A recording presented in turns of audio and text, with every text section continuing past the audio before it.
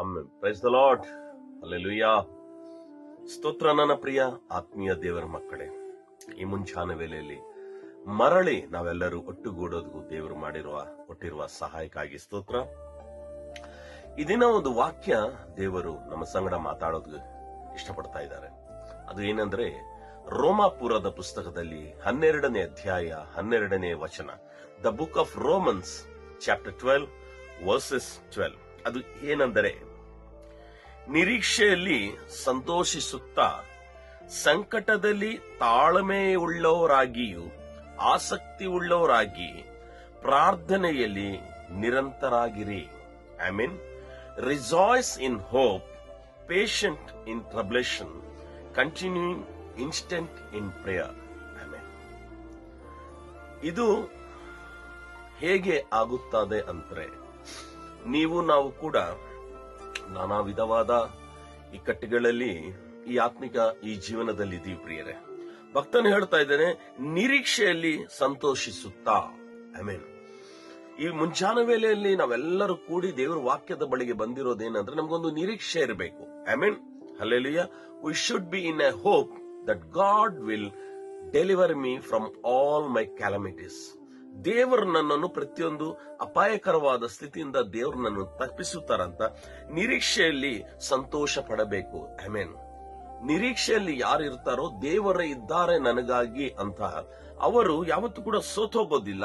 ಅವರು ನಿರೀಕ್ಷೆಯಲ್ಲಿ ಸಂತೋಷ ಪಡ್ತಾರೆ. ನಿಶ್ಚಯವಾಗಿ ದೇವರು ನನ್ನ ಕೈ ಬಿಡೋದಿಲ್ಲ, ದೇವರು ನನಗೆ ಸಹಾಯ ಮಾಡುತ್ತಾರೆ. ಇದು ಮಾತ್ರವಲ್ಲದೆ ಸಂಕಟದಲ್ಲಿ ತಾಳ್ಮೆ ಉಳ್ಳವರಾಗಬೇಕು. ವೆನ್ ದ ಟ್ರಬ್ಲೇಷನ್ಸ್ ವಿಲ್ ಕಮ್, ಸಂಕಟ ಬರುವಾಗ ನಾವು ಆತರಪಟ್ಟು ಆ ಸಂಕಟ ಇನ್ನು ಹೆಚ್ಚಾಗದಂತೆ ಮಾಡಲಾರದೆ ನಾವೇನು ಮಾಡಬೇಕು, ಸಂಕಟದಲ್ಲಿ ತಾಳ್ಮೆ ಉಳ್ಳವರೆ. We should be patient. I mean, patience is the good thing. ನಾವು ದೇವರ ಮಕ್ಕಳಾಗಿ ಯಾವತ್ತೂ ಕೂಡ ತಾಳ್ಮೆ ವಹಿಸಿಕೊಂಡು ನಡೆದರೆ ಅದರ ಜೊತೆಯಲ್ಲಿ ಆಸಕ್ತಿ ಉಳ್ಳವರು. ಇದರ ಮೂರಿದೆ: ಒಂದು ನಿರೀಕ್ಷೆಯು, ಎರಡನೇದು ತಾಳ್ಮೆಯು, ಮೂರನೇದು ಆಸಕ್ತಿ ಉಳ್ಳವರಾಗಿರಬೇಕು. ಇನ್ಸ್ಟೆಂಟ್ ಇನ್ ಪ್ರೇಯರ್ ಅಂದರೆ, ಪ್ರಾರ್ಥನೆ ಮಾಡ್ತೀನಿ, ಇವತ್ತಿಲ್ಲ ಅಂದ್ರೆ ನಾಳೆ ದೇವರ ನನ್ನ ವಿಷಯಗಳಿಗೆ ನನಗೆ ಒಂದು ಪರಿಹಾರ ಕೊಡ್ತಾರೆ.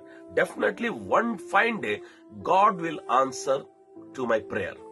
ಈ ವಿಷಯಗಳಿಗಾಗಿ ನಾವು ಆಸಕ್ತಿ ಉಳ್ಳವರಾಗಿರ್ಬೇಕು, ನಿರೀಕ್ಷೆ ಉಳ್ಳವರಾಗಿರಬೇಕು, ಆಮೇಲೆ ತಾಳ್ಮೆ ಉಳ್ಳವರಾಗಿರ್ಬೇಕು. ಪ್ರಿಯ ದೇವರ ಮಕ್ಕಳೇ, ಈಗ ನೀವು ಯಾವ ಗೊಂದಲದಲ್ಲಿದ್ದೀರಾ, ಯಾವ ಸಮಸ್ಯೆಯಲ್ಲಿದ್ದೀರಾ, whatever the situation should be, you have to put hope and you should be patient and you should be instant in prayer. ಈ ಮೂರು ಕಾರ್ಯಗಳು ಮಾಡಿದ್ರೆ ನಿಶ್ಚಯವಾಗಿ ದೇವರು ನಿಮ್ಮ ಜೀವನದಲ್ಲಿ ಒಂದು ಅದ್ಭುತವನ್ನು ಮಾಡುತ್ತಾರೆ. ವಾಕ್ಯ ಸತ್ಯ, ಆ ಸತ್ಯವನ್ನು ಹಿಂಬಾಲಿಸಿ ಸತ್ಯ ನಿಮ್ಮನ್ನು ಬಿಡುಗಡೆ ಮಾಡುತ್ತಾನೆ.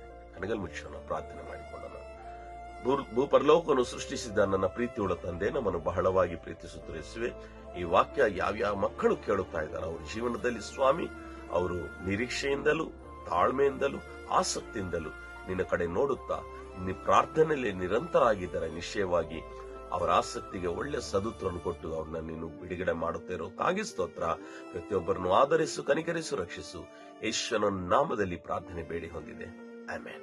ಪ್ರಿಯ ದೇವರ ಜನರೇ, ನಾಳೆ ಮರಳಿ ನಾವೆಲ್ಲರೂ ಒಟ್ಟಾಗಿ ಭೇಟಿಯಾಗೋಣ. ಅಲ್ಲಿ ತನಕ ದೇವರ ಮಹಾಕೃಪೆ ನಿಮ್ಮೆಲ್ಲರಿಗೂ ಜೊತೆಯಾಗಿರಲಿ. May God bless you.